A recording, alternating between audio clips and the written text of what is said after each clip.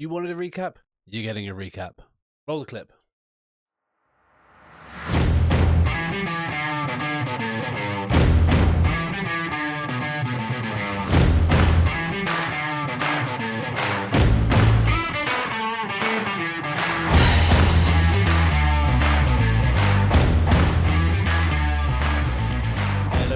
Welcome back to another episode of Rugby with Pads. I'm your host Sam, and I'm not going to do much hosting today, but previous versions of me are instead. Today we are doing a recap episode. We're putting them all together of all the 15 episodes so far that we've had of the fancy Brain Dump off-season musings before we launch into something new, which I will hold till the end of the episode. Launching into next week, we will still be continuing on with the fancy musings, but they're going to be more relevant to the season. So this is a nice break where we've got to the end of the off season. We're coming into draft season. That might be a clue. And we're moving on to the next best thing. So without further ado, I'm going to let previous Sam of the last couple of months take you through the rest of the episode. And we'll start off with where we are right now. Now, for a lot of you picking up, this might be your second, third, fourth season, but for some of you listening to this show, I hope anyway, we've got some new players. And I think one of the biggest parts of fantasy football is finding the right league. And that's what our subject is going to be about today. We're not going to talk about, draft order or anything like that. I know for some of you, drafting may be kind of in the mirror, or not in the mirror, sorry, in the near future. For me, I'm currently drafting on my third screen over there. As you can see, very slow auction draft. But I think what a lot of you are deciding is, what do you want out of fantasy football for this next year? Obviously, the main events kicks off in August, September time when the actual league kicks off. But we're coming up to draft season proper in the NFL, and we want to find out what you want to get out of playing fantasy football. And I've repeated that 3 times because it's so incredibly important. If you want to start playing fantasy football, what does it mean to you? What are your intentions? What are you going to give back? What are you going to get in return? Well, to start with, you just want to get something. You don't necessarily want to give back. But these are questions you'd normally see in a community designed to gatekeep, I think, really. They're asking for more, a more way. But really in fantasy football, and for me, especially my experience of fantasy football, especially if you play in the UK as well, it's a community that's growing and wants more people to play and enjoy it and spread the word. I mean, there's a reason you're listening to this podcast after all, hopefully. And ultimately, someone asks you, possibly me, to join in, and you've caught the bug. That doesn't mean, though, that fantasy football blanket is right for you in that way. And that's, again, not putting you off, but I'm thinking we want to maximize your experience. Not all fantasy football variants are for you. The game is played on a spectrum, from the casual to the ultra invested. On the casual side of things, you have a smaller group, redraft. Potentially, you pick some. Oh, sorry. You have a smaller group of redraft players, effectively. On the casual end, you might have an 8-team league. You might pick up some good players. You can tune in once in a while. Maybe go in once a week, sort your team out. You never really run into any issues with unavailability of your players. You're not looking at matchup selections too heavily. You're playing along with it for fun. You want to see that player that I drafted do well on Sunday. That's great. It's a great way to watch your players at the weekend, check in on Red Zone, and have some skin in the game for those players that you drafted. It's how I started. I started in an 8-man league, not really knowing the rules. Just a redraft. I think I drafted Rodgers 103 or something like that, which was, now looking back on it, is a ludicrous thing to do. You don't pick up quarterbacks in the first round, especially not running one, especially not ones who can't run as well. But I think I picked up Gronk as well in the second round. Yeah, I just wanted to pick players that I wanted to root for. But anyway, the beauty of this kind of league is the low levels of commitment. 16 weeks, you're done. You can bid farewell to your league mates for another 7+ months while the off-season goes on. And that's how most things start. But some people from there get the bug.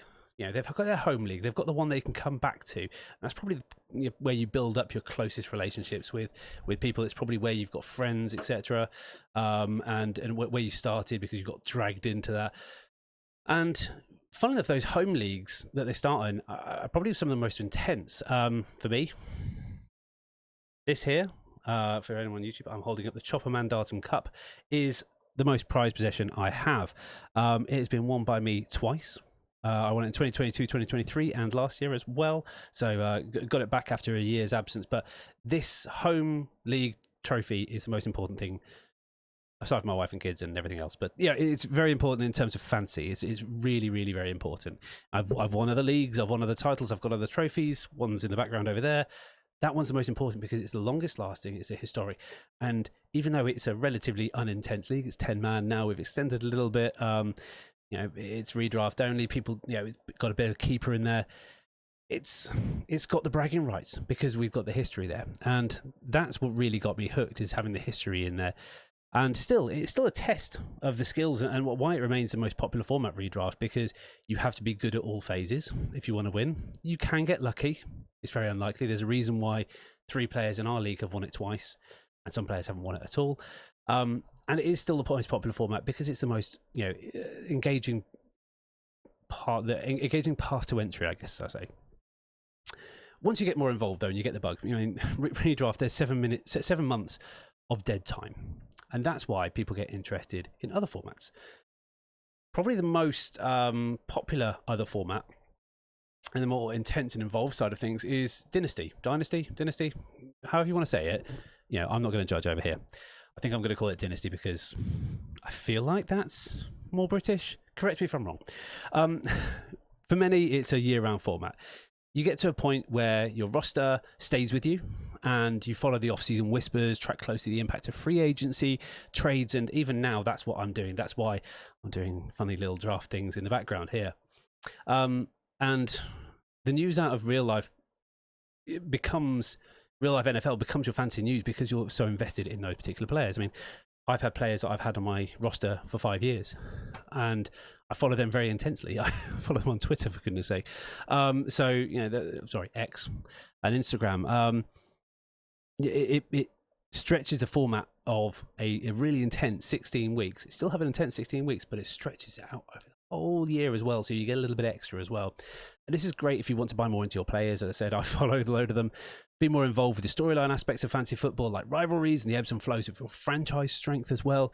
And for many like me, this is where the addiction really begins. And for fantasy football fiends, multiple leagues seem to spawn out of nowhere. Guys, you know who you are. For others, though, there's a whole love of different things as well. For those who love drafting, they get into best ball. Loads of tournaments there. You can enter your team and you don't look at it for the rest of the year. A lot of charities do that great stuff. Scott Fishbowl started that way. The JTT Cup, which I'm part of this year as well. I'm part of the, I guess, Influencers League. I don't know how to. It's very very nice to be picked out of the litter there, but maybe I just answered a message on Twitter. That was the only way to get in. Anyway, there's a load of different ways to do it. If you're really into to drafting, that's a good place to start. For others, the hybrid gambling aspect of daily fantasy sports, there's not many options in the UK, but Fantasy Game Day is really good at that. It is really useful because it really scratches an itch, I guess. Obviously gambling, we're not promoting any of that. But for some of us, it's just the escapism of having something to root for on Sundays. And it's the one uniting factor amongst all these league types that you have. So kind of looping back, and I'm going to make these series of episodes quite short and sharp. The question should be asking is not what you can do for your league, but what your league can do for you. I think that's an Americanism. Maybe it's JFK. Again, tell me if it is. But there's a lot to think about in what you want to get out of fantasy football. And we don't ask it to be rude. We ask it because we want to know where you're going to have the most fun. Where I'm going to be talking about knowing your league and your league mates, not just your roster. Now, that might sound kind of counterintuitive, and I'm going to go into that. But we all go into this game wanting to win a league.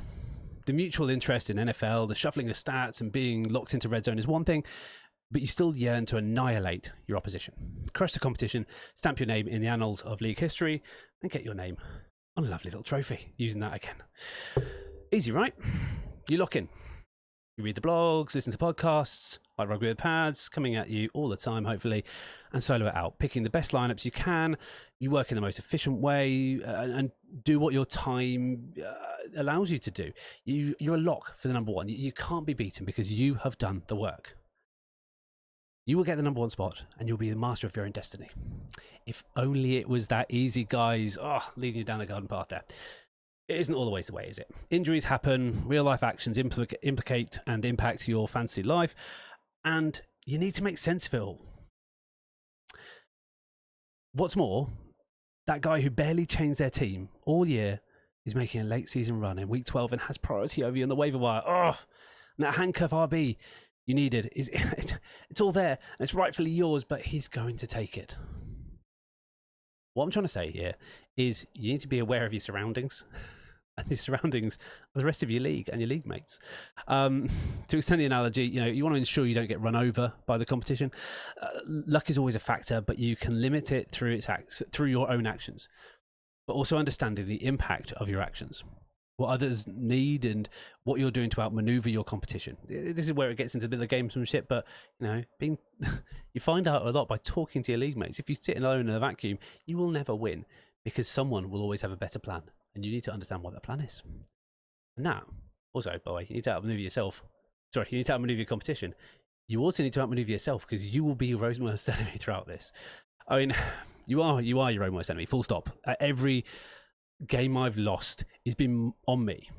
But when it comes to winning a title, overthinking, burning your waiver priority, analysis paralysis, all of these things will step in your way.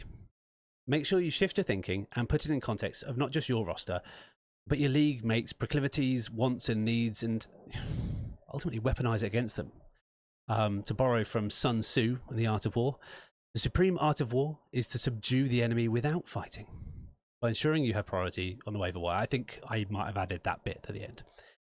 To bring it back from being silly, fantasy football is a social sport. So if you're playing in a vacuum, you're not really playing. So,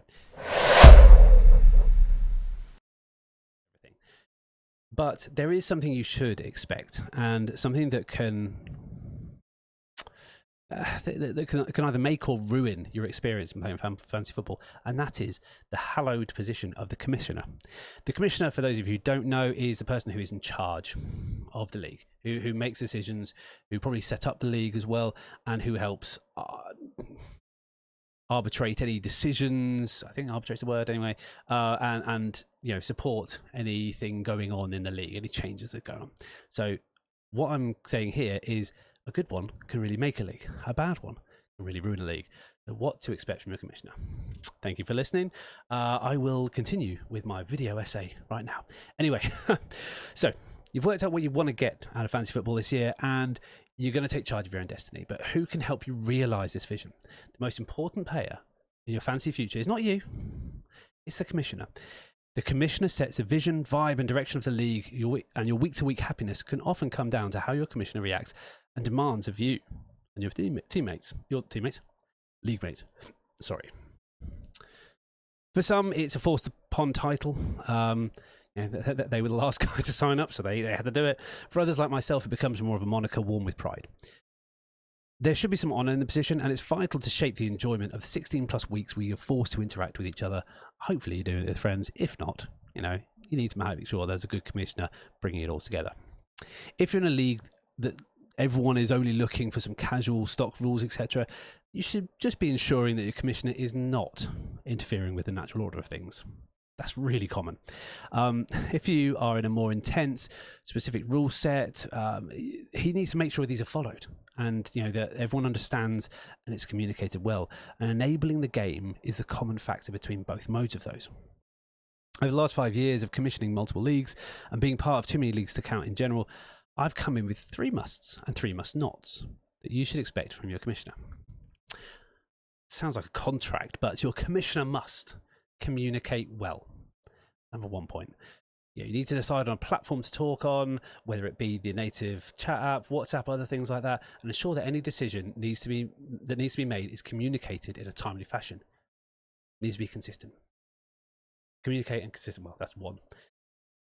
He needs to be decisive, something that I struggle with, but act quickly and fairly to avoid ongoing debate, argument, or further issues to ruin your enjoyment of the league. And number 3, and this is probably the most important, really, is not to take it personally. The decisions made will occasionally irk some of your league mates, potentially even you, creating backlash and potential for frustration. not mostly aimed at the commissioner themselves. Having a thick skin and being able to deflect whilst keeping the other two musts in play is essential for long-term viability of a league. Now, that's what they should do. Semi-negative on some of those points, but the commissioner must also never, one, take sides. They need to be objective. Be just, otherwise players won't come out for more. They won't respect your authority and your decisions.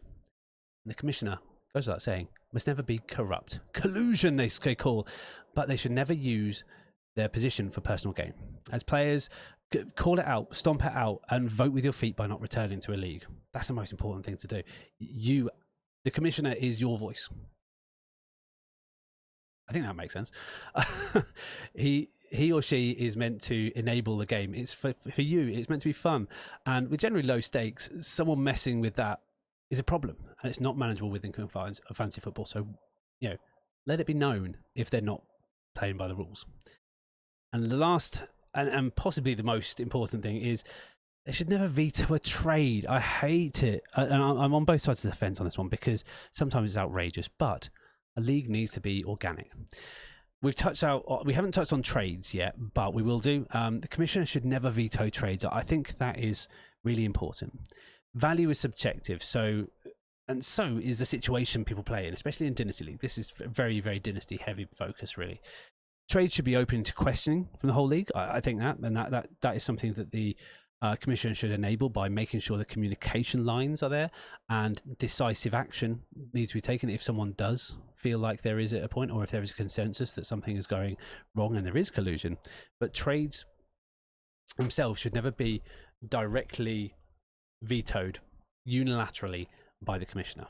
It should never be taken upon themselves to carry out that scary word, collusion. You can never put that word back in the box once you've said it. I've said it 5 times on this call, and when I say it can be put back in the box, we probably have it come out once a week on one of the fancy chats, just because of the Rodney Ruxin meme around that. In short, I think from your commissioner, you should expect more than the bare minimum. If they're bringing people into the fold, communicating well, and thinking ways to evolve and adapt your league to the demands of what you have, if they're doing that, then you've got a good one. If not, be happy that someone other than you is willing to do the most thankless job in the history of the world ever. Please, if you're gonna, this is my pity party moment. Say thanks to your commissioner. Be grateful for them if they're good. If not, tell them they're not good. Only if you can do a better job yourself. Anyway, guys. Kickers, they're not real people, and I'm going to say that there. And I say that knowing that everyone knows that who plays with me, and they mock me. I understand how they work. I just don't think they're great for the game. And I have leagues with kickers, and in one of our Dynasty leagues, we set up a rule that every year the person who wins gets to add a rule. This year, they added kickers. We're having a whole draft around it. Can I really look forward to that? Anyway, I believe kickers are not real people. Because it's time to get into the real meat of what fantasy football is. Negativity! I'm joking, of course. There is an element of strategy into choosing your lineup each week.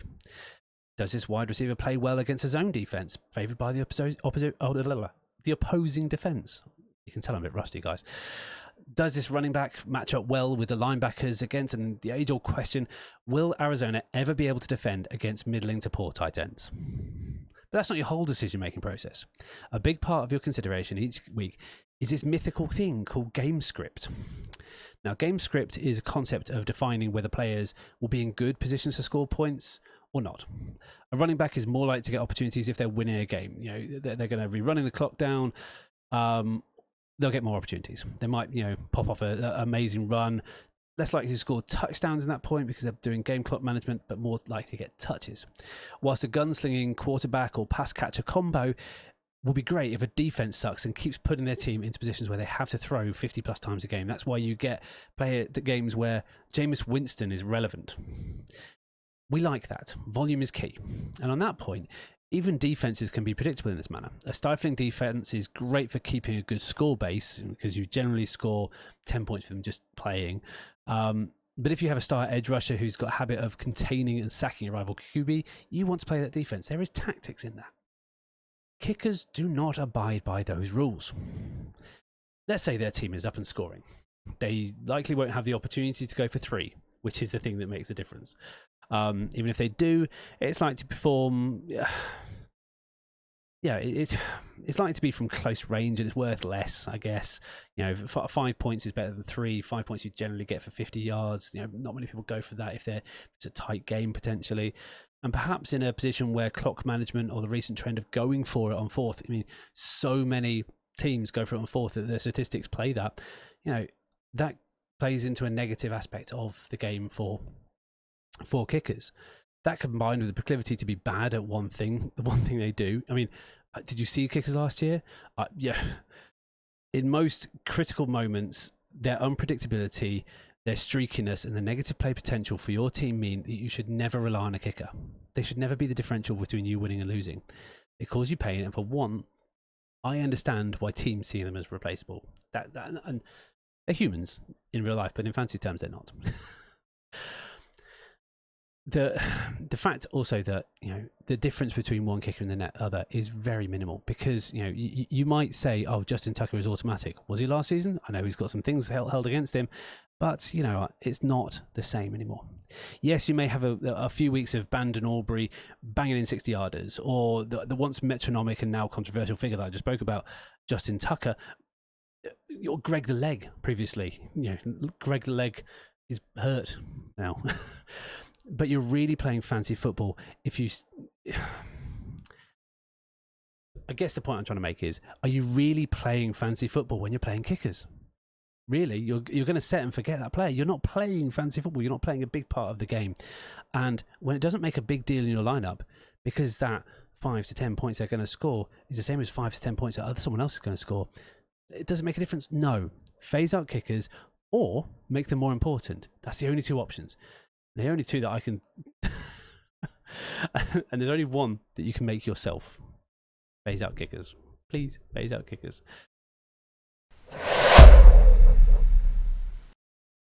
Yearly stats. What makes a player good? And can you stop yourself from playing fancy football well through paralysis by analysis? Choose your fighters well. Picking a team is easy, right? You look at who was good last year, and they'll probably be great next year. That works to a point. The top 10 turnover in any position is normally 20 to 30%, barring injury or a really good spike. But you'll be lucky to have 2 or 3 in the top 10 in any of your positions. Very, very rarely do you get that level of consistency in multiple years as well. So that rotation generally happens across a number of different players. The yearly stats are a product of a number of different factors: strength of schedule, team makeup, the results of game script, the impact of it. And to think that these scenarios can be duplicated in subsequent years is on the margins of crazy. Crazy? Genius? I don't know.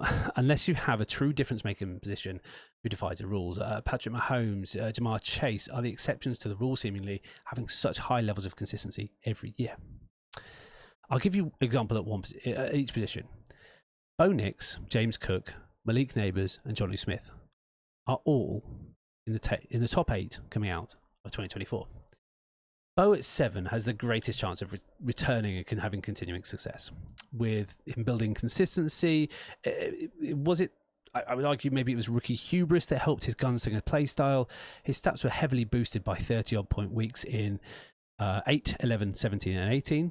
18 we don't play properly, it's not a real game for fantasy football anyway. We'll get on to it in another week, but you take them out and the average drops from 19 points to 15. Yeah, you guys thought I couldn't do statistical analysis. I can do it, guys.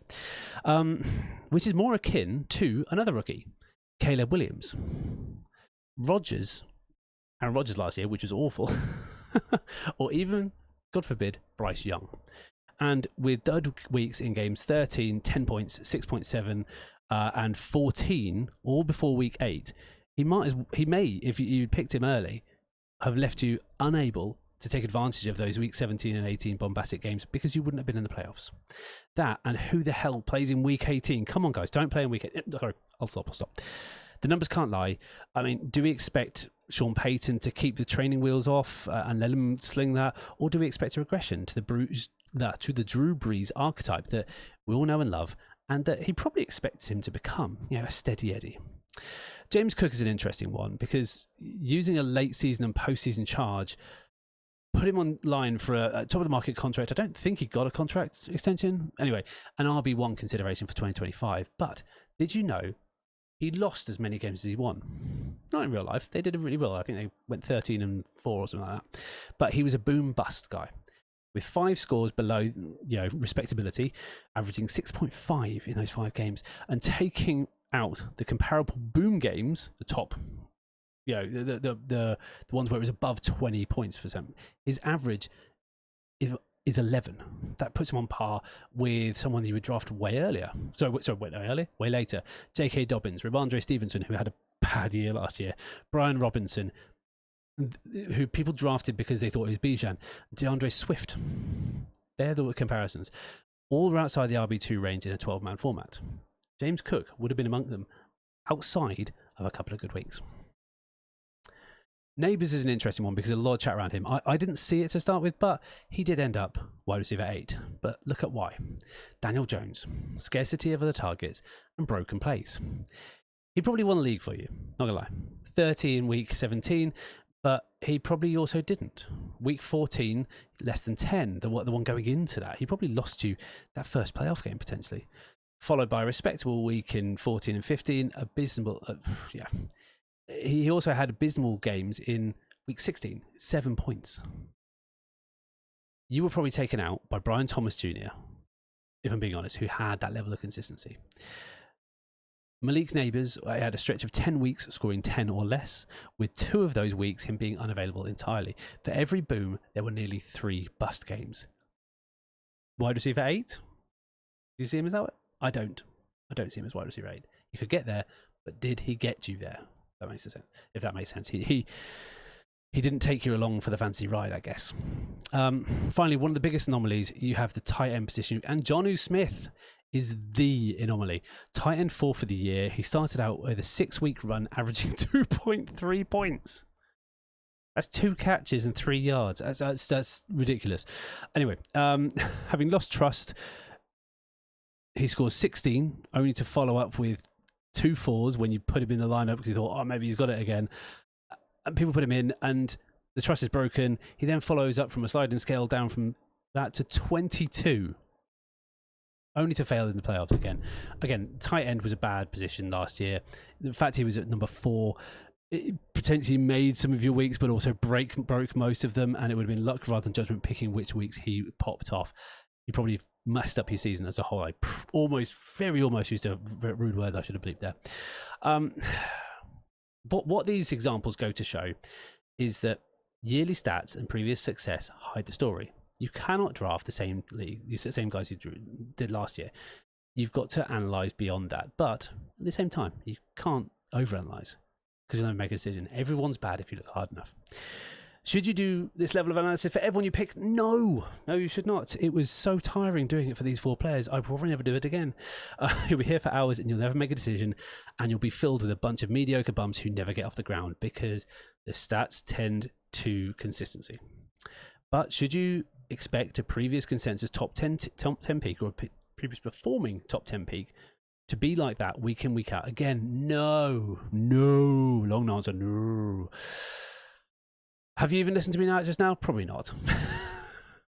But that's what I was getting to. Think on the matchups, make a measured decision week on week, and understand that the player you have now rather than the player they might once have been. Anyway, we're going to talk about rookies. Now, rookies is top of mind at the moment. For many of you in Dynasty, you're going to be trading for rookie picks. We've got the draft coming up in a couple of weeks, I think about it now. I think it's 3 weeks tomorrow or something like that. It starts. Anyway, really soon, we're going to be thinking about rookies. We're going to be wondering where they are, all that kind of stuff. But if you're in Dynasty, the gap between the actual NFL draft and when you're drafting your rookies is normally pretty short. We normally kind of try to get it done in May. And unless you're really deep in the weeds, you know exactly who they are, what their numbers are, all that kind of stuff. it's really hard to find out who's going to be good value for your team. Obviously, this year, Ashton Genty is going to be amazing. The wide receivers, Taylor McMillan is probably going to be the number one wide receiver. We know Cam Ward is going to be serviceable. But outside of that, what can you really gain? We know it's a running back heavy draft, but that's a bit of group thing. So what I did was think about how you can find sleepers in rookies, because from a dynasty perspective, you're looking to build something over time. But from a redraft perspective, you need to find the things and people who are going to give you an edge this year. And that's what I'm going to look at. So sleepers, themselves, it's not necessarily about relying on previous success, because if you rely on previous success, you'll draft the same team every year, and everyone always does. The answer is really finding players who are not on other people's radars, and in redraft, a lot of those times are rookies. It's people whose value is depressed, who are primed for a surge in productivity. These are sleepers. What defines a sleeper is pretty different each year, the rate of success and what you're looking for. But I think the most reliable place still is rookies, as I said. It's because there are so many unknowns. People are not looking to take big risks upon those. These guys have a depressed value regardless, but they can still perform on a high level.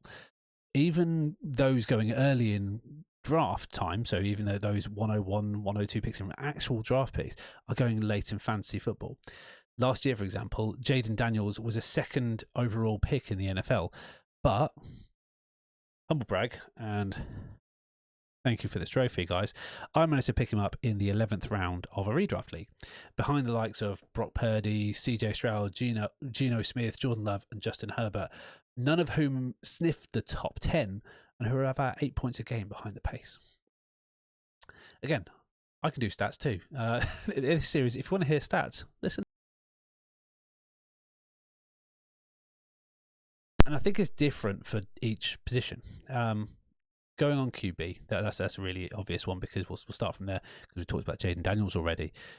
At QB, you're looking for either mobility as a cheat code if you've got a scrambler, or experience. Now, if you've got both, it's even better. Experience is discounted as, why didn't that player enter the draft earlier? And you think about the older guys, the joke about Stetson Bennett being older than Matthew Stafford and being drafted to the Rams.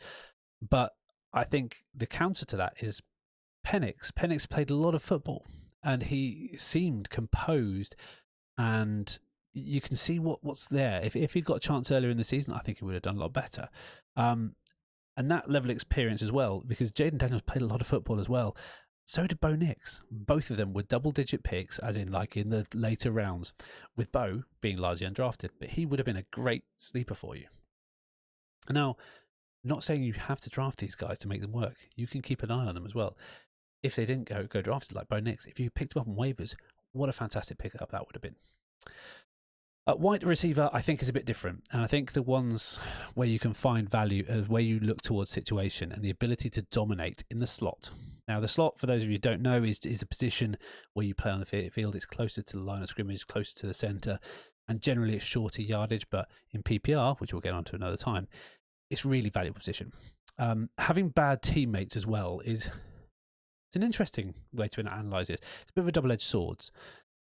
Having bad teammates can mean a lot of targets as they stand out at being that much better than the other guys. However, if your team has no one else, they know the ball's coming to you, and that can be a problem. You've got no decoy. The boom-bust nature of Malik Neighbours was one side of that. He was great. He was better than everyone else, but everyone knew it was going to him. So sometimes you just get locked out of games by a lockdown corner. Or you just couldn't throw to him. He didn't get the targets. But the consistency shown by Brian Thomas Jr., a late pick in 2024, was thanks to more mediocre teammates. So think about the situation. He was able to carve out a role of being a bit better than the guys around him. Not so much better that it was obvious that the ball was going to him. Lad McConkey was the other guy as well I wanted to kind of talk about, because everyone discounted him as being small slot guy, but I loved that, and I went hard in on that, and he was great. He went to a great situation, being a slot guy, being a run after the catch guy. He was bound to dominate in short, uncontested yardage when you had other guys around him who were potentially deep threats, who weren't that good either. Like Joshua Palmer and Quentin Johnson really didn't have a good showing last year. Anyway, he led him to a wide receiver 11 finish, despite most people dismissing him on side. So that depresses value even more, making him a better sleeper. Again, he went undrafted in a lot of leagues last year. At running back, I think the equation is relatively obvious. You want youth and burst. Now, this year's running back class might be a bit different because you've got a lot of bigger guys coming in who are potentially 3-down workhorses, a lot wider class as well. But last couple of years, it's been obvious who's going to go well. Last year was a down year for running backs, but Bucky Irving broke the mold. And guess what he had? He had burst. Maybe not on paper, but he definitely had burst between the tackles. And he was young. Devon A.K.A. in the year prior would have done you proud with some 50-point games in PPR scoring. Crazy. It's an easier position to predict. And generally, you've got to think about the situation. If there's someone ahead of you, you're going to get less chances. Volume is king, all of that fun stuff. But running back as a position in general is a premium because there's so many injuries and it's really hard to find gems. But with this Stack 2025 class, you might find a difference maker amongst the elite options in the rookie group, meaning you're going to be drafting your Christian McCaffreys, your Derrick Henrys in the first couple of rounds, your Saquon Barkleys, obviously. And then you think about everything. You could get a good level of production from a couple of guys later on. I think we're going to talk about Moneyball in this situation and looking for your second guys at another point. But those are the kind of situations that I really like. And you can win a league on sleepers. Zig while everyone zags. Go for the big wide receiver while you go for a rookie sleeper running back. Finally, tight ends. We're not going to go every position because this is not an IDP. I do play IDP, but this is not an IDP podcast. Definitively, my level of disdain for the position. I love tight ends. Don't get me wrong. I just don't understand how they work in fantasy football. Sometimes it's well documented, but yeah, I still hate kickers more, obviously. But in recent years, I have softened a little bit because I've won some leagues with some good tight ends. The thing to look for the thing to look for and to avoid is guys who are superior blockers because they get really high draft capital, but they're never going to be used in the right situation. Michael Mayer was all the rage coming into the draft, and we all thought because he was so highly drafted, I think he was drafted in the first round, he thought he was going to be great, but tight end 64 last year because he was overshadowed by a pseudo wide receiver in Brock Bowers. Who in turn beat the rookie record reception on the way to a tight end 1 finish. Yeah. But how can you predict that? There's two schools of thought, but athleticism, I think, is the main marker. If you followed the athleticism traits, you probably would have led to Sam Laporta and having a breakout. And I'm going to suggest relative inexperience in pro-style blocking offensive helped him be a good pass catcher. And you could see he blocked more in year 2 than he did in year 1. He was almost, the first year was like, just go and show us what you've got. Go and be raw, go and be athletic before you start getting beaten up in the trenches. Maybe there's a little bit of Dalton Kincaid in that as well. I think unleashing a player in year 1 as a pass catcher would have led you to some great decisions, but also would have led you to some tough ones as well, because more often than not, they break out in year 2 or 3. And when they've done their time, and that would have led you to a number 3 finish last year for Trey McBride, a number 7 finish for Tucker Kraft, an improving status for Isaiah Likely, who's done his time doing the grunt stuff. So I think you need to think about situation, athleticism, and just guess tight ends, and then you'll find a sleeper in your rookie picks. I think something to consider is that all these traits in Dynasty are completely muted because the value of rookies is so highly subjective and so escalated as well. I mean, there are people who play Dynasty and that never play their rookie picks and just, trade them away for veterans. There are people who play only rookies, for example. But in Dynasty, you're likely to hyper-focus on these guys and hone in closely on these traits. So I think playing Dynasty, whatever you want to call it, will also help you play redraft and find sleepers in those rookie picks in your redraft leagues. Also in Dynasty, you're much likely to hold on to players who may not break out in year 1, meaning that sleepers are not just a good thing for the rookie breakout, but that is also a kind of key indicator for success later on.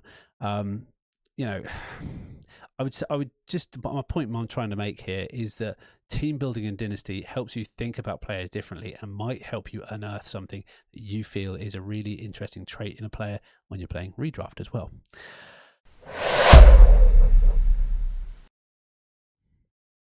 Age is just a number. Year 1 does not represent the peak for most players, but instead a workup towards the best version of themselves over time. And I think we're all like that. I mean, year 1, I was not the same person as I am now, and not that I'm a perfect specimen these days, but I'm certainly got a bit more experience behind me. But yeah, in fantasy, people play up to their best peak over time before gradually the sands of time come to kick their ass, just like they have with me. That's about as blue a language as you're going to get on this pod here, by the way. Let's start with running backs. Running backs are the hot topic when it comes to age, because we all dump them at the age of 27, just like all our famous musicians. That was a bit dark. Anyway, largely, we talk about running backs being on the decline due to the mileage on the proverbial clock. It's definitely a consideration, but take a look at those who buck the trend. I'm thinking Alvin Kamara entering his age 30 season is beyond the usual 27 age drop-off, mainly due to the game he plays.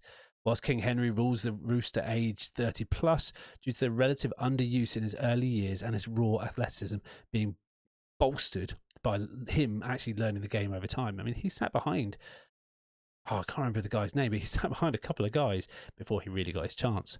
For every success story, though, you see former greats drop off in their 20s. Kareem Hunt can't find a team anymore. I lie. He's now with Kansas City, isn't he? Oh, everyone's at Kansas City. I think they just, they buy just rubbish running backs. Austin Eckler now is now a third down outlet. He's not the guy he was before. Chubb can't recover from injuries and is without a team currently. Raheem Mostert is now out of the clubhouse in Miami and is now lost in Vegas after an 18 TD season 2 years ago. The age drop-off for running backs is really reflected in the way the NFL sees them as well. I think that's something we need to consider in fantasy. If the NFL isn't going to put money behind them, are they really going to give them targets? Are they really going to give them runs? Probably not.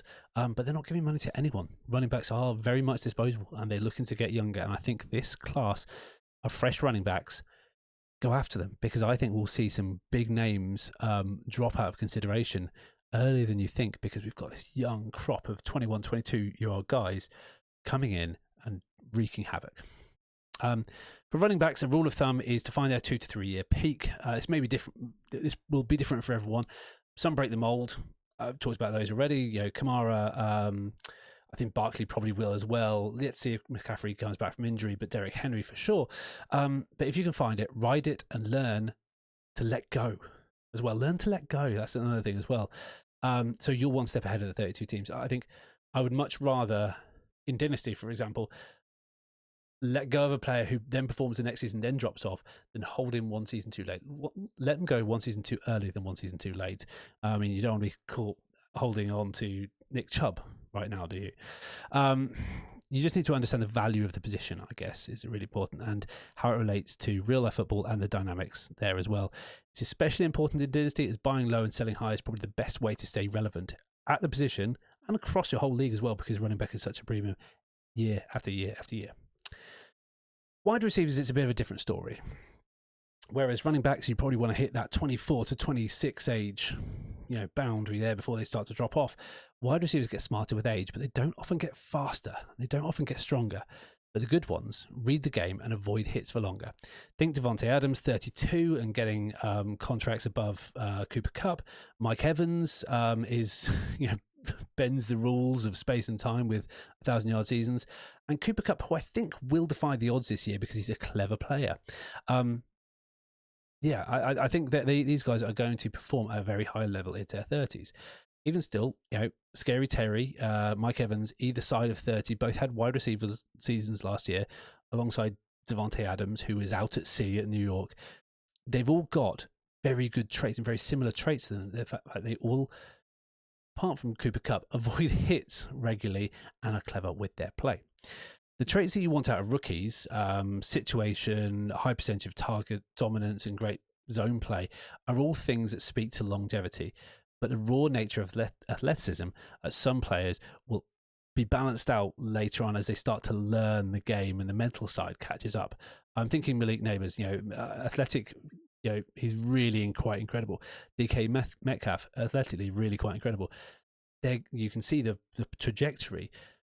DK Metcalf's game has changed over the last couple of years. He is not relying solely on the athletic freakicism. He's learning the game more. And I think we'll see that out of Malik Neighbours. So even though I've talked rubbish about Malik Neighbours on this pod before, I still think he is a fantastic go-get-him guy. That said, this last year showed that wide receivers are some of the most pro-ready out of all positions. And what I mean that is they can make an impact in the league. Superstars like CD Lamb, Chase, and Justin Jefferson, they were all relevant from day one.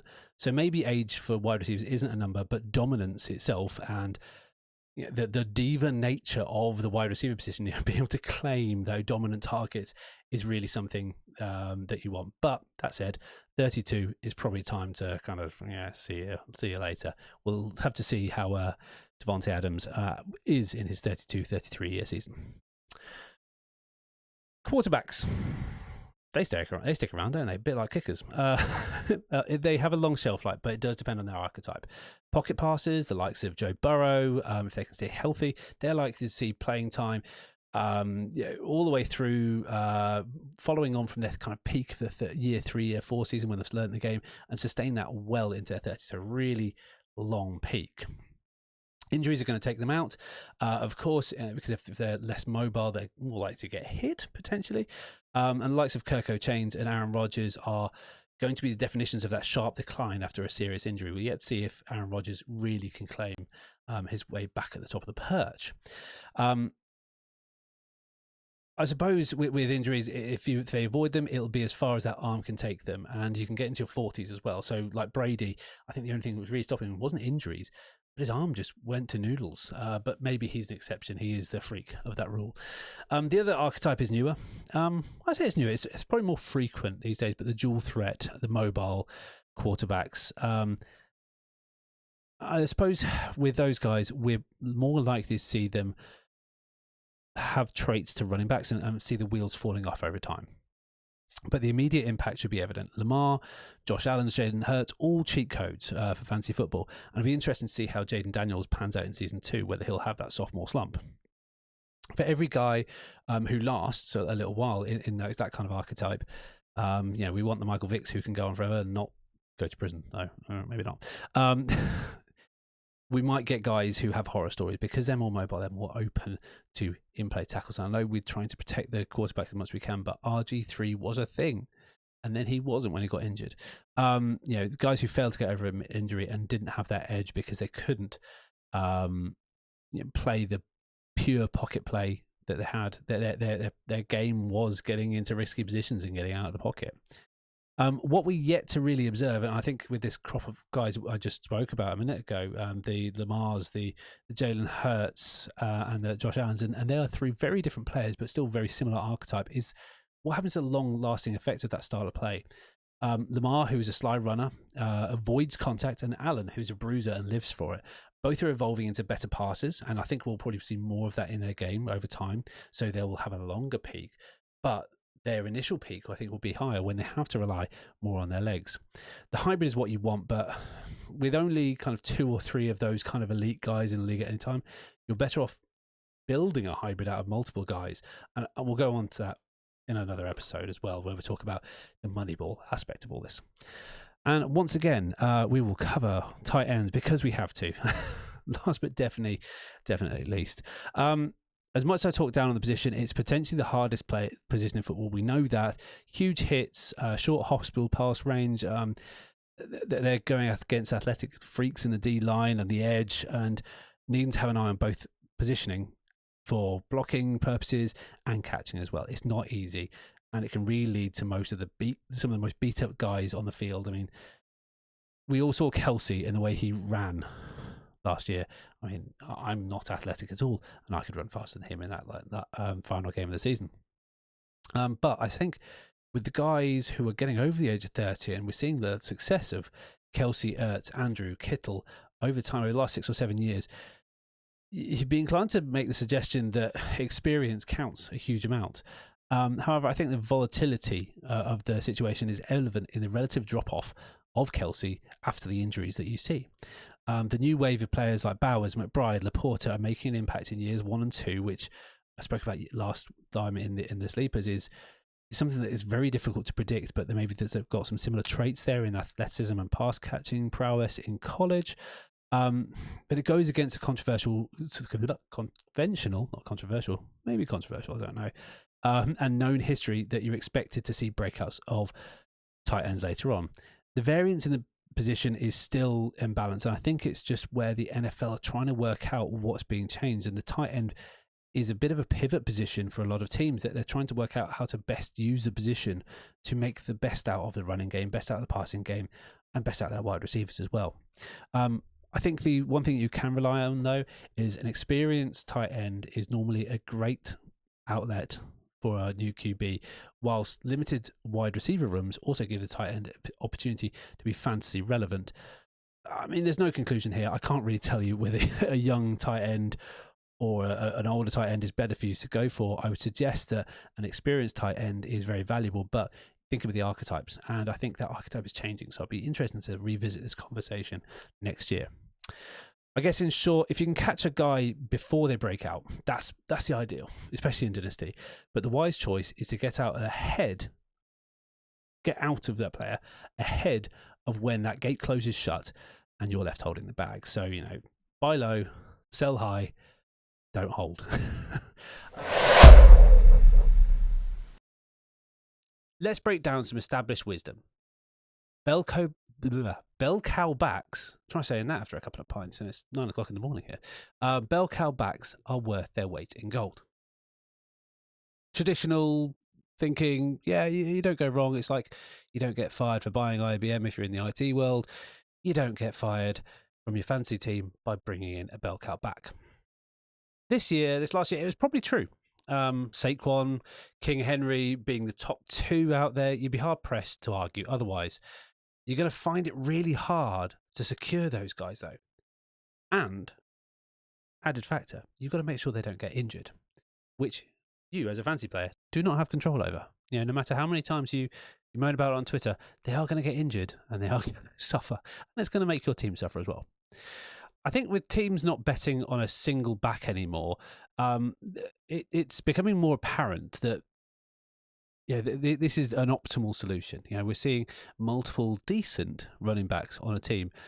You can make a good argument for the Kansas City room last year being relatively effective, despite being a rotating cast, as you can with San Francisco. Bell cow back and Christian McCaffrey goes down, next guy up, next guy up, next guy up. I think this is shown by the fact that nobody can get a contract except if you're Saquon Barkley, and because it's not worth them putting their body on the line for. You see instead teams partnering up or moving on instead of giving them a big contract. Gibbs and Monty, Sonic and Knuckles wouldn't have been a thing 5 or 10 years ago. I don't think the waves of change have come into the NFL and multiple backs have become a thing.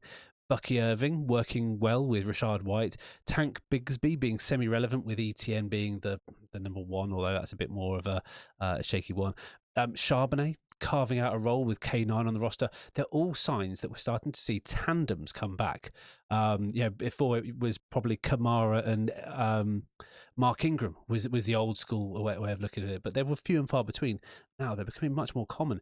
Because for roster building from the NFL, it makes much more sense to have your backup be almost as good as your starter. I guess, paired with the change of the archetype, we're starting to see a shift in the value at running back position when it comes to fantasy as well. And different archetypes of different players are able to come play and be effective. Undersized scat backs like... Scatback is a proper term, by the way. It's not me being rude. Devin A.K.A. can be a true number 1 in fantasy, even when they're not getting huge volume. While bruisers like down the middle guys like Mixon and Connor are breaking the age norms that we've talked about already. I'm not going to decree, though, in fantasy terms, that you should do this one magical thing to secure your RB for the year. Instead, I'd recommend a measured approach. Spread the love. Don't go in too early. and try new things. There's so many different ways to win from the running back position, I think. But without a doubt, get a guy who can pass catches. That seems almost too obvious to mention, but it is still a cheat code. I'm going to ask a question. What makes a good wide receiver? I'll wait for your answer. I'll be waiting for a long time, but the answer is being Jamar Chase. The end. I will see you next time, folks. See you on that. No. That was a bit. You didn't get it. But no, it's not quite the full answer there. The modern wide receiver in fantasy football needs to be so much. You can't be good at just one thing anymore. As defenses are getting smarter, more multi-dimensional, you as a player have to be. And I start talking about you because you are obviously a professional fantasy football. You might be a professional fantasy football, but you're definitely not a professional NFL player. But there are still more ways to win than ever as well as a wide receiver. And with the NFL being an offensive league and the rules favouring big gains and moving the chains, we're going to see more evolving and advancing wide receiver play. You can be a field stretcher, faster than the next guy, able to separate, and being a crisp route runner to earn those big games. Jamar Chase, Justin Jefferson, Terry McLaurin are the archetypes for the well-rounded athlete who can separate, and that's a big thing. That separation is how far away you can get from your defender when you're about to catch it. We'll call these guys type A.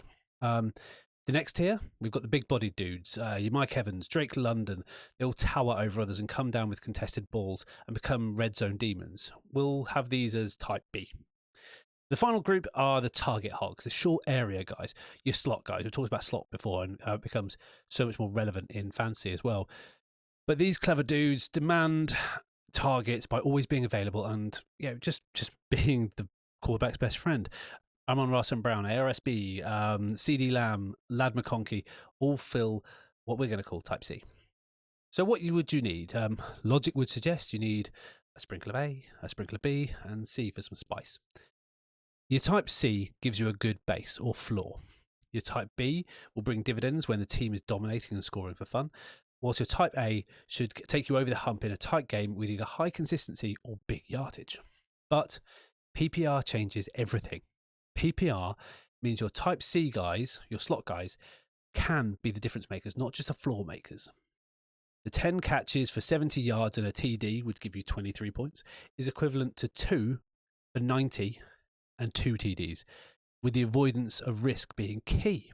Do you want consistency or streakiness? For me, I probably want a mix of both. And a healthy mix of both is great in your lineup because you want guys who can take you over the edge. You want guys who can accrue points so other people can take you over the side. But I think what we're seeing now is your superstar wide receivers, your Jamar Chases, your Justin Jeffersons. They're fantastic, but just as valuable is your second round Lad McConkeys. And these slot guys become so much more valuable in the PPR world. And I think that is a controversy because they are not the best guys on the page. Yes, they're very good guys, but you can get guys who can hoover up targets just by being available, maybe because they're not the most noticeable. They're not the alpha. They're the beta. Or beta, you know what I mean? The second read, but they can be the most successful for you in fantasy. Have a think. There are 32 teams with a single starter on each. Yes, you're probably going to get more people playing. You probably get 42 playing in a season being available to you. But you've got 32 viable options, and typically you play just one guy, right? Plenty to go around. My hypothesis, at least, is, looking through the numbers, difference makers don't make that much of a difference anymore. The difference between the QB1 and the QB6 is only 5 points per game. That might seem like a lot, but the same difference between 7 and 21 is true. So while there is a definite drop-off from the elites to the next, getting the tier down isn't going to be a killer for you, especially when you can draft someone else. So why does this matter? A couple of episodes ago, we talked about annual versus weekly stats, your analysis and how you look at it, and that really matters. QBs are the most important player on the field in-game as they really inform everything around them, which in fantasy terms means that they can have an impact and their good days and bad days potentially affect your other players. If you take a selection of the best QBs from the last year between 13 and 22, QB 13 and 22, you would have scored 15% more points than having the QB1. So streaming guys who probably were dropped because you're in 12-man league, everyone has one. They're not playing their backups. You can get around those guys. You would have had more than Lamar Jackson, more than more than trying to think of Joe Burrow, more than Josh Allen. That's crazy. And the highest draft position you would have had to give up for any of those players was the 8th round, compared to the 2nd round for that QB1. Think about how much draft capital you have there. What I'm saying is streaming works, which means quarterbacks potentially aren't the most important position. If you can pay attention to the trends. QB matters, but just not in the way you think. Week on week, it is the most important position. But if you draft a stud, then you can take the easy way out. And that may be a nicer way to play, because we don't all look at streaming. We don't all predict what people are going to drop. And some leagues, people hoard them. There's a lot of different ways you can be a stud, though, these days. But the age of the pocket passer being the only way to succeed is definitely gone. We've talked about that already in the kind of tropes in the rookies episode. Out of the top 6, only 2 aren't known for running. And both of these had statistically strange season, with Burrow having an MVP-type season that he was cruelly taken away from because he didn't win many games. But anyway, and Baker doing some really wacky things. He was so reckless, but it worked out for fantasy. Lamar, Allen, Hurts, Daniels all had an easier time getting to that top 6 because they had a rushing upside of 3 to 8 points per game and the ability to score TDs with their feet, which in some leagues, when you get 4 points per passing down, 6 points for a rushing touchdown, which one's going to be more beneficial? The advantage of being a goal line battering ram, especially for Jalen Hurts and Josh Allen with the tush push and the pseudo tush push, was really, really effective. In short, QB matters, just not as much as you'd think. I'd rather spend my time stacking on positions where you see multiple formers, your running backs, your wide receivers, and I'd rather spend my money in them in the drafts. The exception to the rule, however, being Superflex, but that's his own thing entirely.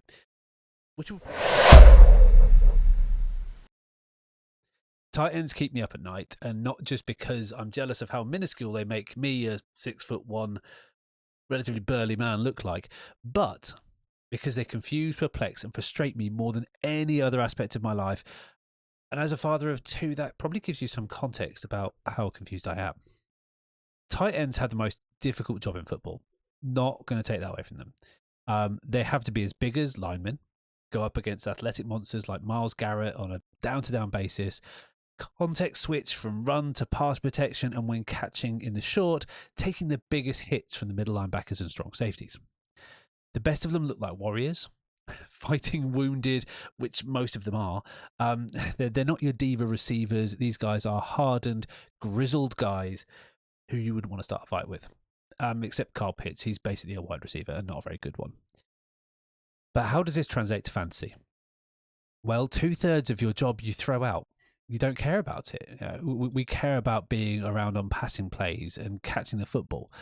The volatility of game script, though, is even further amplified when it comes to when you're over half the time, you're doing another job, basically. So how can you manage the position effectively, and how can you predict how the game script is going to affect your tight end? This is something I've been trying to work out for so long, to a point in one of my leagues we play 2 tight ends to enforce some kind of order amongst things, and I still can't quite work it out. The characteristics I've seen that work are maybe less tangible than the physical attributes and productivity scores that you see in other positions, but let's go through them. Yeah, we're going to start our list series. You're going to see a lot of lists in this series anyway. Number 1, availability is the best ability. I'm going to compare 2 guys that came into the league at the same time, Tucker Kraft and Musgrave. Tight ends for the Green Bay Packers. At this point in their careers, they've kind of diverged a little bit. Coming in, Musgrave was the pass catcher, going far earlier in rookie drafts. But recently, I've seen him dropped significantly, and he basically doesn't play in leagues anymore, whilst Kraft ended his second season with a tight end 7 finish. How did that happen? Musgrave was the number 1, surely. But Musgrave failed to wow. He gets an injury. And the next man up is blocking extraordinaire Tucker Kraft, who previously was a running down player. with no rotation, he stays on the field, learns the offense, gets involved, expands his route tree, becomes secure with Jordan Love, and now has a 90% snap share. He became an option that was viable and ultimately became very productive just because he was there. Number 2, ex-QBs make good tight ends. Did you know that? Well, we've talked about QB being the most important position in football in general because they see everything, they control the game. And guys who play from the tight end position who were QBs have an understanding and a respect of that.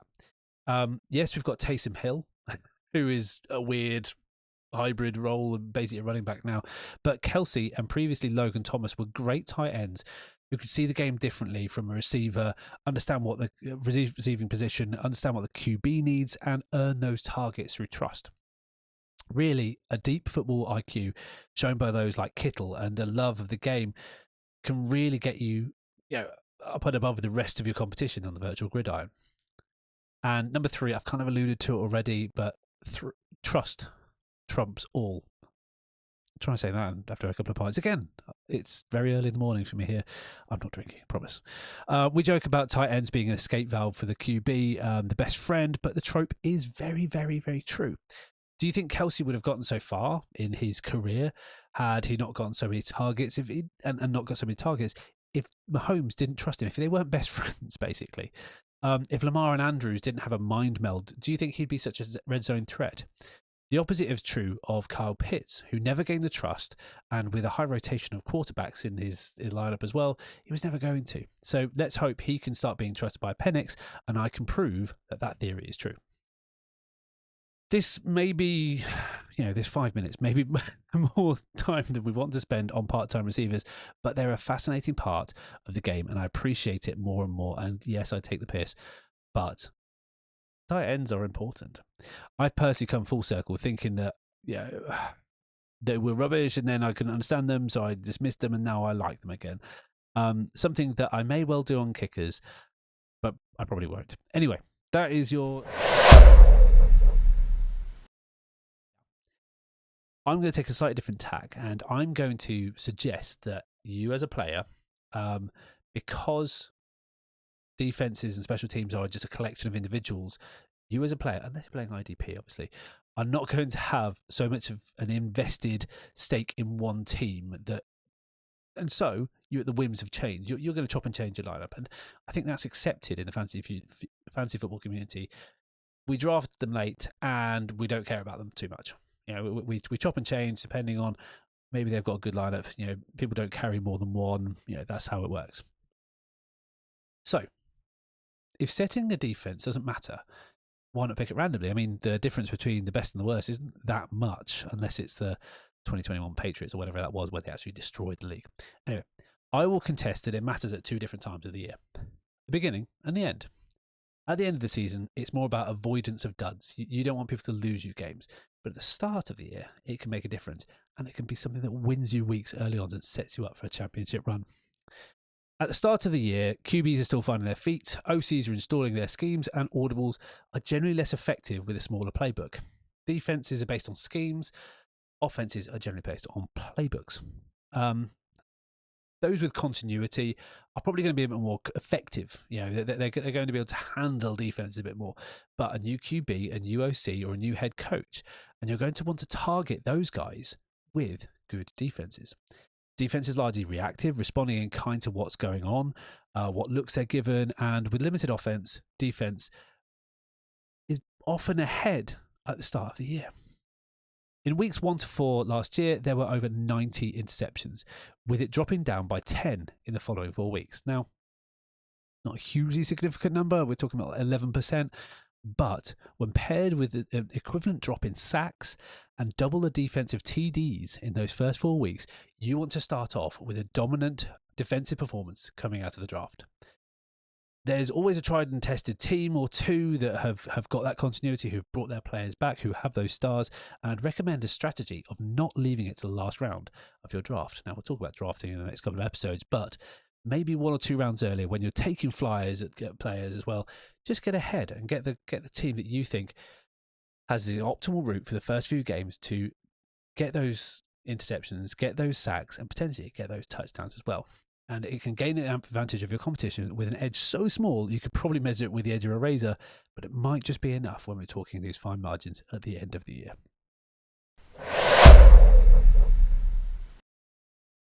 But you don't ever win your league in the draft, but it sure can set you up for success. Let's have a think about that. Yeah, it can set you up for some success. There are some exceptions, of course, to all of these. To this fine rule that I've just set out in that statement there are always exceptions. Leagues where waivers are going to be so thin that only the drafted players matter. For example, like in a 16 or 20-man league, your draft matters a lot. And best ball tournaments, obviously, that's the obvious ones. But so much happens in the season that a good team and a championship team, in my opinion, is 70% management and 30% draft assets by the time the season is done. Every league that I've won is not necessarily filled entirely, and the final roster of my starting lineup is not filled with players that I drafted. It's filled with players I picked up, changed, adapted, all that kind of stuff. Maybe it's more 50-50, depends on how you think, but I think the value of in-season play is higher than necessary draft play. There are further exceptions to prove the rule as well. You will have all seen it. The guy who rocks up not knowing anything, auto drafts his way to a team that just happens to work and come alive in the playoff and embarrass everyone. Yeah, of course, those happen. They're few and far between. They're fancy folklore, although I swear it happens to me more often than it's being purely coincidental at the very least. But instead, I think you should position the draft as an opportunity to stake your claim on what your team looks like and try not to lose the league. It's more about mitigating disaster than it is necessarily trying to win week 18, week 17, however many weeks it's got, the championship week before you even start week 1. For many, the draft is the first time that they will get to start playing in the season. For most, engaging with the redraft format, that's when it kind of all comes together in August, September. Couple of marks and you're good to go. The excitement of the occasion can become a lot, though. And for folks who have their people focused on their guy, you can play into that a little bit if you're clever as well, and use that against your opponents. If you know that's where they're going, you can make them make mistakes as well, and that's really, really interesting. They might have a blinker on themselves, and that's something that you can use against them. And it proves that it doesn't prove that I do think this means that you cannot win your league and draft because there are people who are so laser focused on certain things that you can't predict what's going to happen necessarily. Again, I'll repeat this again and again and again. I've gone around in circles a little bit, but you cannot win your league in the draft, but you sure can lose it by focusing in on the wrong players. Those blinker players, you probably have blinkers on that you don't even realize, even if you are the most well-educated fantasy study what was it called, academic, whatever, you can still do it, and you can still get blinded by players that we think are good and who are not. For every person who starts the league in August, there is one for whom it never stops. These guys live in dynasty updates, scour the waiver wire, scour prospects, build tier lists, and you should do that. Talk about that in the next episode, but in a future episode. But these people will want to have sought out an answer to every possible variation for the first 10 peaks. However, they too can fall foul. Preparedness for the draft does not mean you will automatically pick up the win. As we've already established, you can't win your league in the draft. I'm going to repeat that statement so many times, but you can fall victim of an in-season injury bug, the failure to launch blue chip player, and the sleeper who continues to sleep. You cannot win your league in the draft. It sounds like a mantra. It sounds like I'm doing some kind of self-help podcast, but you can lose it. This mantra doesn't mean you have to avoid risk, as that way mediocrity lies. You will end up becoming 5th in your 10-man league every season if you just try and pick the safe players. But what it does mean is that one part of a whole when building a championship roster needs to be your draft, and we need to be aware that rosters change and champions themselves, they adapt. I've just said a lot of things and maybe it's a bit mumbled, but the summary of it is that I think it's better to view the draft as being important. Just not that important that you should, put all your chips into it. It is important, but you should still respect it. Or if you don't plan to be a waiver hawk, there's no perfect rule, but the advice for me is not getting tilted if your sure thing 101 doesn't turn out. Le'Veon Bell was a 101 one year, and he held out for the entire season. Andrew Luck retired. Clyde Edwards-Helaire. David Johnson the year after he was good. CMC in 2020, 2021, or 2024. We all just want to be hurt by him again. He wants to get hurt, apparently. These things happen in your draft. So if you put too much into it, if you put 100% into the draft, you will bound to be hurt, unless you're that guy who auto drafts, as I said, who always seems to win the league. What I'm saying is make sure you take the right risks, get the right players you want, and enable. I guess also ensure that you buy into the idea of maybe having to move on from some of these guys as well. That's something that we'll talk about in in-season management as well. And definitely move on if things start to head south. Hopefully, again, guys, that's the end of my ramble. Slightly scripted, slightly not.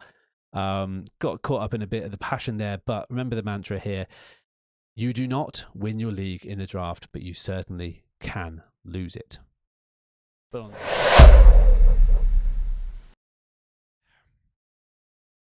I'll start off by saying the off season is weird. It's hard. Right now, there is no football to watch. And I, for one, am not clamoring to watch the UFL or the next spring league that pops up. But there is a void to fill in the 24-hour news cycle that is left from game time chat for leaving us for 6 months. Before the draft, you had franchise tags, mediocre trades, free agency, and the combine, and then we have the draft. Obviously, that hype is all up, and then we're left feeling confused.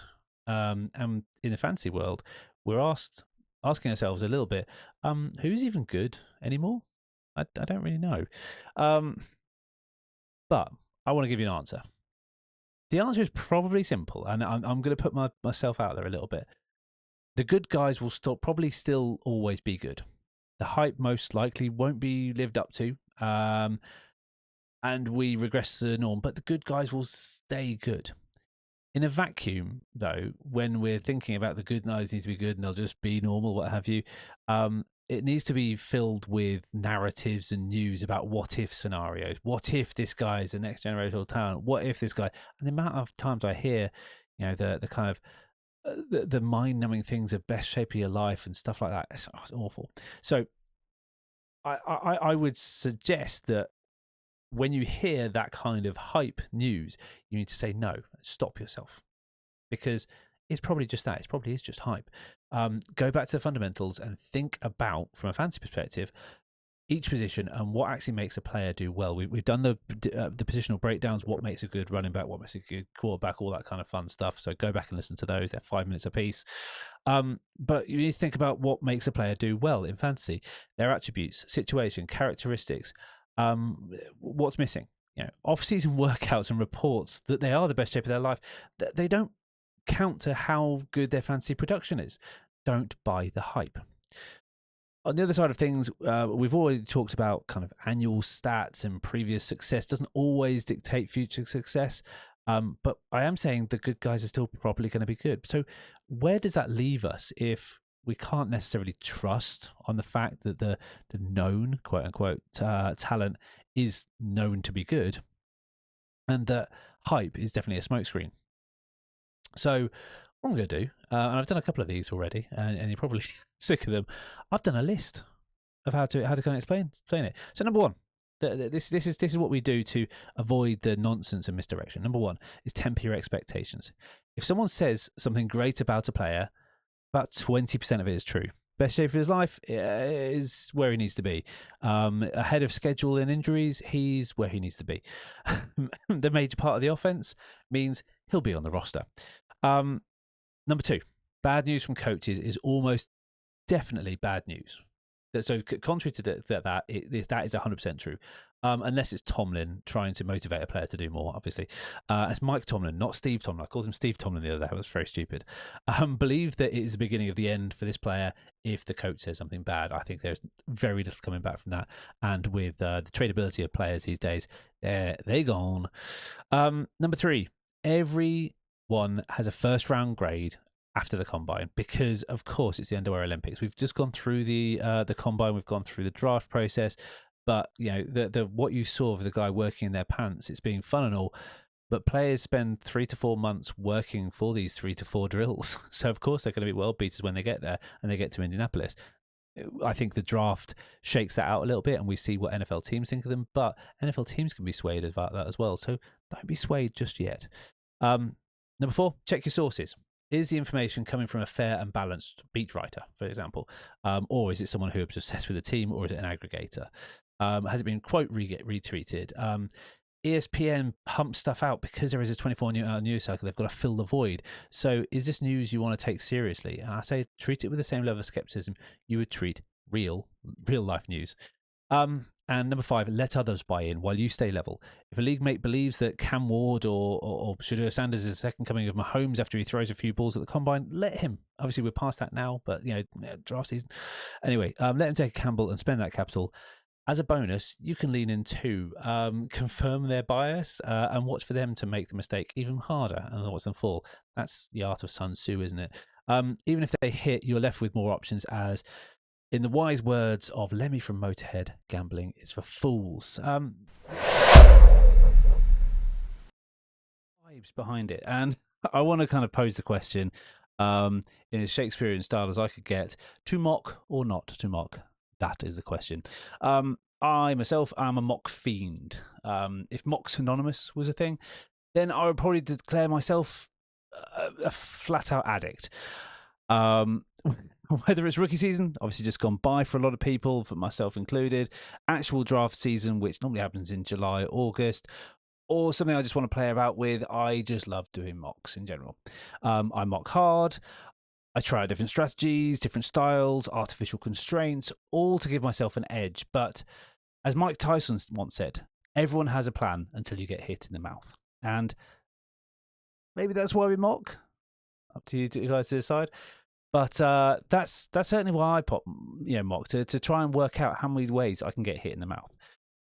That sucker punch will come in the relative and subjective views of the players amongst your league mates. The easiest actual draft to write, often against others who subscribe and research heavily, subscribe to this show anyway, and research heavily, who are part of the groupthink mentality. Everyone ends up diluting each other's takes, and because we all start thinking in similar kind of fashions, giving players relative values in the same way, in the first 5 to 10 rounds, you can probably predict in an experts draft, or at very least more of a hobbyist draft, you can predict within 2 or 3 slots who is going to be picked based on the first round strategy. And that often determines what everything else is going to fall down with. It's something that I found very interesting when going to the Scott Fish Bowl draft live last season. I hadn't drafted against any of these guys. I barely knew any of them. I knew like 2 people who were in my draft. And yet I could predict with relative certainty who was going to go next and who I wasn't going to get. I got sniped a lot, of course, but I sniped other people as well because everyone's signing up to the same way of thinking. Instead, when someone who hasn't prepped or who has a bias, who has players they want to get behind, and it then messes up the natural order of what you've prepared for. Those guys who rock up to the draft and go based on vibes are going to muck up your situation here. And that's when things get exponentially out of hand. Nobody can prepare for the exact scenario you'll experience, but in my opinion, this is my doctrine of thought, mock drafting, especially when you have those aforementioned artificial constraints, gives you the tool to be able to adapt, to pivot, and not get too flustered, because as I said, everyone's got a plan until you get hit in the mouth. What happens after that counts.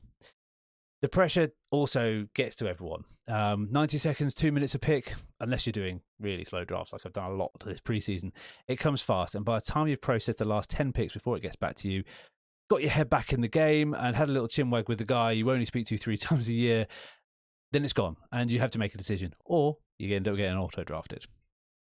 Mock drafts give you a strategy or a blueprint to work to.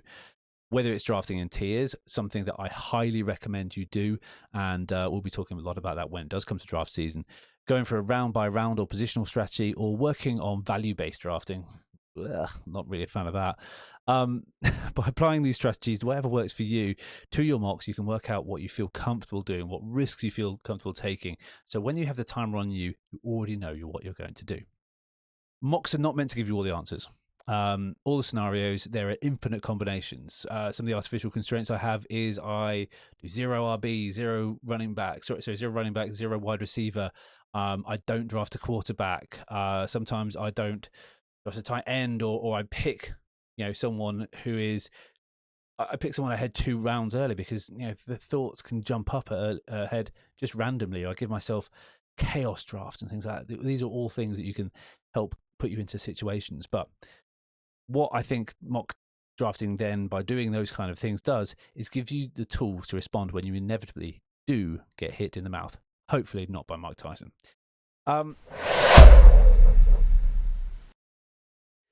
Thank you once again if you've listened this far. I really, really, really do appreciate it. It's a long episode, I know, but I did promise you a bit of a reveal at the end. And as promised, here it is. We are going to be going into our rankings episode. It is way too early, yes, but mock seasons amongst us are going to be upon us before you know it. You need to have your rankings. You need to understand how teams should be evaluated, how players should be evaluated. And now we've had a lot of the OTAs come out of the woodworks, we're starting to see a semblance of teams. So this is probably way too early, but this is going to be something we evolve over time. We are going to be going division by division. I think I'm going to do all eight episode series, division by division, 4 teams per division. And we're going to be starting with the AFC North, I believe, next week. But you will get an understanding of where I see all the players that are relevant to fantasy in all those tiers, and we're going to start building it out together, guys. This is the first time I've done this. I'm letting you into the process, but hopefully by the end of the series, you will have a good understanding of the thought process, maybe even the tools to be able to use to evaluate your players and go into your draft in a tiered draft system. That's what you should be doing, tiered drafting. You heard it here first, guys. Ready for your season next year. Anyway, that's your lot today, guys. I haven't tried to do all of everything at once, so I'm trying to span it out over the last couple of months, but hopefully you guys have been enjoying the series. But we are getting into the thick of things now. As always, you can follow me on @RugbyWithPads, TikTok, Instagram, all of that fun stuff. You'll have also seen I'm also doing a charity fundraiser for Cancer Research UK. I'm doing 3,000 press ups in June. 100 a day. If you want to follow there and give as well, I'll put all the links in the below. This is not a charity, but we do love you to give. And if you would love to support the show as well, you can do so at rugbywithpads.com. Get yourself a membership, get yourself some cheaper merch. You know how it is. But leaves me to say thank you so much for listening, and I will see you very soon. Virtual Gridiron.